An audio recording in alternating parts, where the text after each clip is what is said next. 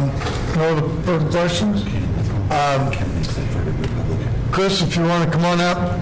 I'd like to introduce Chris Daly. Chris is been a lifelong resident of the Acres, and he has a level of expertise.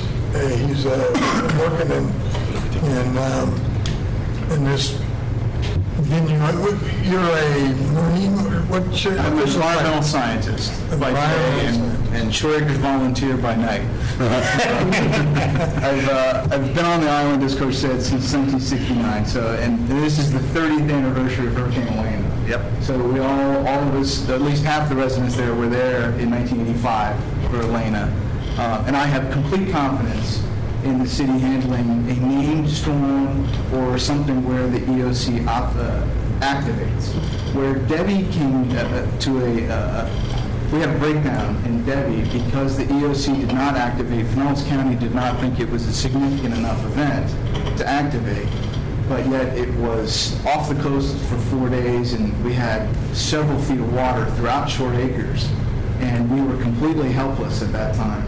We had one police vehicle that was in a deuce and a half that could not drive slow enough to keep from pushing water into people's houses. And we had several dozen houses flooded for no reason other than wakes from the deuce and a half, the garbage truck. I couldn't figure why the garbage truck was driving around because there's 4 feet of water in the street, there's no cans.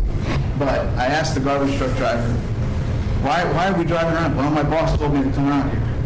Well, that's that breakdown in communication that we had between the higher-ups and then the police department who was on the street. And then these two guys that was a female and a male officer, completely overwhelmed because we couldn't stop the vehicles at all. There was no checkpoint. So we had everybody that had a Humvee or a 3/4-ton four-wheel drive truck thought it was pretty cool to drive through the acres pulling skiers. And and we had jet skis driving up and down the street, pulling kids on all kinds of stuff. And so we knew, we could hear the yelling a half mile away, and we knew they were coming. So then all the neighbors would have to come out and stand in the street and say, "Not down this street, you're not doing that." So it was a breakdown. So at the May 18th Shore Acre Civic Association, we had a really big turnout in the rec center, and unanimously the Shore Acre Civic Association voted to restrict access during high water events to residents only. Unanimous support for that. People have no problem showing their ID. It was the problems, and it's not only people from outside. We had some issues with people on residents as well that may have lived in still houses or whatnot, but I just found it unconscionable that we lost over 50 houses got flooded for no reason whatsoever. So I asked for some support on that we keep the garbage trucks off the road, keep the school buses off the road, and then everybody that comes onto the island also gets a stern talking to that we mean no wake, we really do mean no wake, and that's like ride the brakes the whole way, like space shuttle crawl, because even 2 miles an hour was pushing 4-foot wakes, and it was a disaster. I don't recall the bridges on Shore Acres. We never closed them, at least for Debbie. But in all the other storms, going from Josephine and Irene and Elena, obviously they were closed. So I think this is a solution that can be solved. But it's that breakdown of if Pinellas doesn't operate, what do we do? We're Riviera Bay and Shore Acres, Venetian Isles, Snow Isle are kind of a special situation that Pinellas County may not really know what's going on out there. So we appreciate all support that the PD and Mike can. So basically your recommendations then is to number one is to localize the situation. Yes. And to shut down the 3 areas of entrance which you alluded to. There's a snow aisle, 40th Avenue, and block those off on people, residents only, and keep unnecessary vehicles out of there. Sending a garbage truck in, that's kind of crazy. A school bus, nobody's going to school. You know, I mean, The request is very reasonable, particularly in light of that narrow band of events that don't engage EOC activation. But as it relates to shutdown activities, perhaps a better characterization would be checkpoint. And what I need to bring to bear is that people are entitled to get to their home.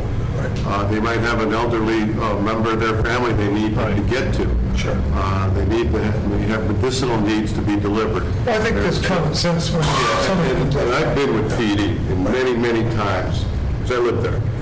I'm part of this issue. And I think they do an admirable job of asking each individual motorist a justification before they let them through. Now, the behavioral traits, when you get through, become a public education and perhaps an outreach issue. And I'm talking about the speed and the people that you traverse the streets with, so. And how do we solve that? We have to, I mean, what they're doing, just have residents saying, "Let you slow your car down." I mean, what do you do? Because you know what happens. You know, slow down, then you can go, you know where, and in the fight and all that stuff.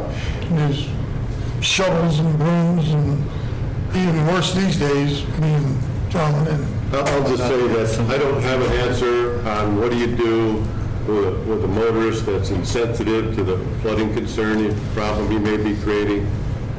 But I will engage our legal department and further that discussion with our PD to see what can we do. What are the punitive measures we may be able to take? That's fair. And from an enforcement perspective, and I will say this, problematic at times if we're trying to make sure we're manning checkpoints and everything and putting police vehicles out there to try to enforce wake zones, we may be creating more wake by trying to engage that. So if we maybe can get the educational process and let's try to drive it home to people so that we don't have to take that step where we have to be out there in the deuce and a halves or the mid-sized vehicles to try to do that, because the goal would be for us is to try to be there for the priority emergencies, the priority calls in case anything happens, but obviously to try to forestall any big things that would happen because people are going through there or water skiing, so to speak. Questions, Darden? Yeah, I just wanted to comment that what's happening in this area, I mean, this becomes a powerful story and a powerful sort of vignette of what's happening across the state. And so I just want, I'm not trying to hijack this conversation, but we are going to have a presenter at the Energy, Natural Resources, and Sustainability Committee meeting today who's going to talk about the suggested modeling for sea level rise to anticipate, based on science, for the next 50, 100 years, because this and these stories are what we're going to hear about more and more in the future, and it's these types of stories and this type of flooding that happens in South Florida, which is why they're 7 years ahead of us on a regional climate action plan. So I'll conclude my speech. Carl? I just want to mention that although you assume it's just the Northeast, Old Southeast. well, it runs into, what surrounds Lake Maggiore, really. Harbordale has a lot of, some of those issues. One side of Bartlett Park, the east side of Bartlett Park. So it depends to what degree, we can't make Lake Maggiore serve as a drainage basin in a storm. But I know that Mr. Connors has dammed those creeks so that it doesn't go the other way. But depending upon what you've got, just to give you an illustration, if you're coming south on 3rd Street, when you get to the old power plant, under a normal day, that's about maybe 2.5 feet above the above the water line, and so And some of that stuff for that band, you know, it has the same sort of issues that that will result in standing water and the same wave issues. So I wish it was just just 3 neighborhoods. It's not. Yeah. We understand that. Steve? So let me make sure I heard you right. There were actually people jet skiing in Oh, the yes. street. Oh, yes. I remember seeing pictures in the paper. That's just incredibly, They would do it for a very short period of time. yeah. And they brought that jet ski in on a Dodge 3/4-ton truck and yanked it out of the back and then started jet skiing. That's dangerous. Drove in with it. And especially if they're letting kids do that. That's just negligently dangerous, and that's frustrating, because I understand what you're saying. If we go in and we're adding more weight to try to stop it, but We can keep them from coming in and... yeah, we definitely should. That's the See, thing. that's the definition of a jerk. Yeah, it's really just stupid. I mean, it is. It is. It's just, Yeah, we were all, And every block dangerous. kind of, we kind of have like a neighborhood block captain, and since that storm didn't go away for 3 days, those block captains were out there for 3 days sitting, just please, but once the houses had flooded, there wasn't much to do, you know. yeah. Okay, come on down, we're all flooded anyway. Yeah. Thankfully, my house stays dry, I'm flood-proof. As long as it doesn't get into the windows, I'm okay, but I felt terrible for some of these retirees that really, you know, they couldn't afford any insurance. So Yeah. it was just negligence.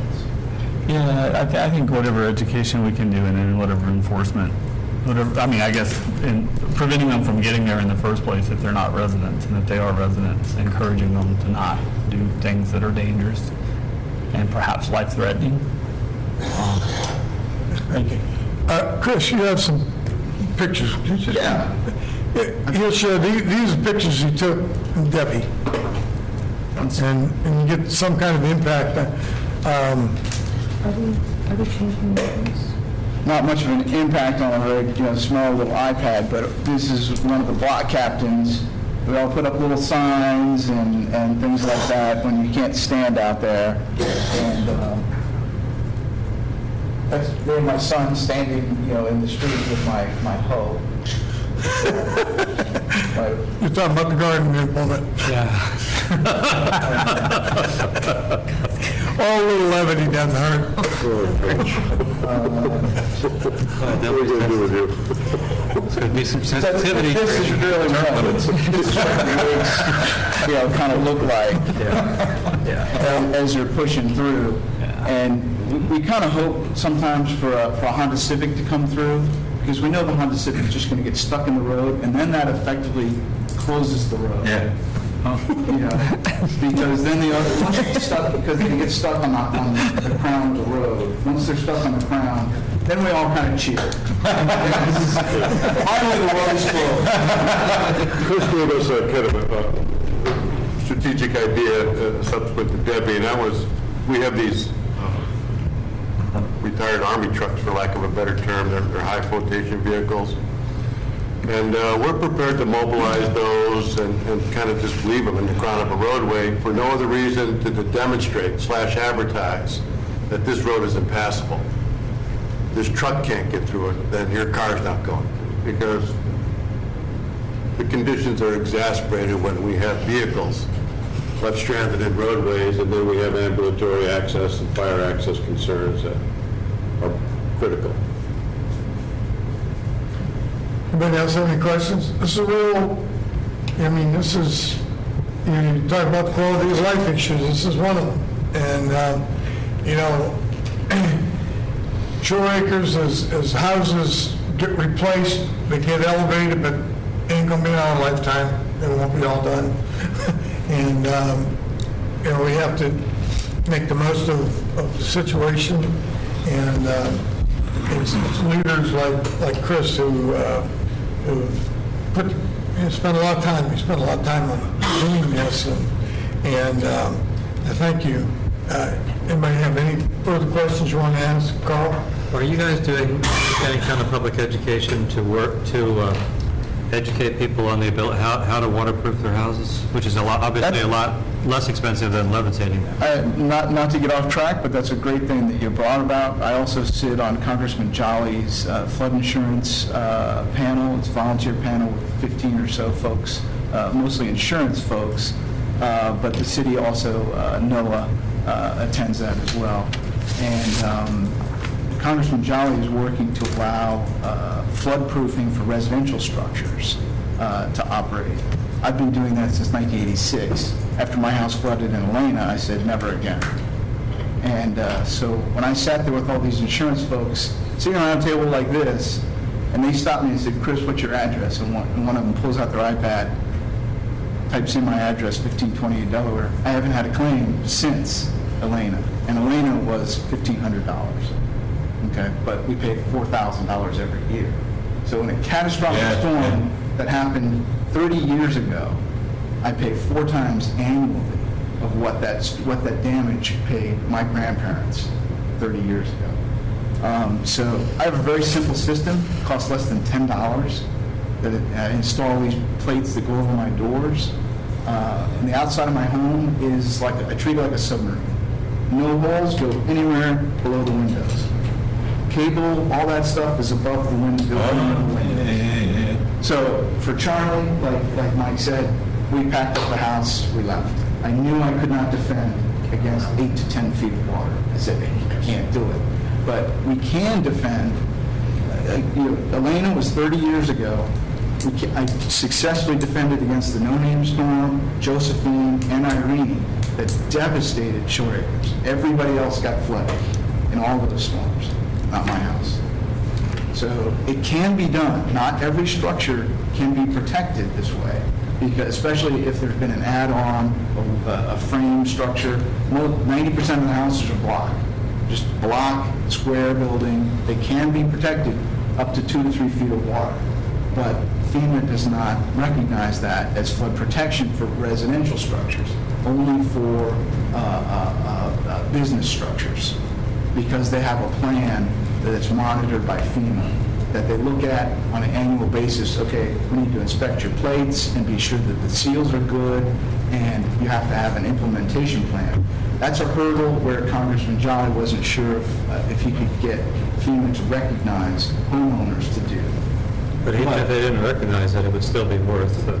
Yes, it is worth it. I wish I had the pictures of Josephine where, at my doorstep, it's waist-deep water that I kept out of the house.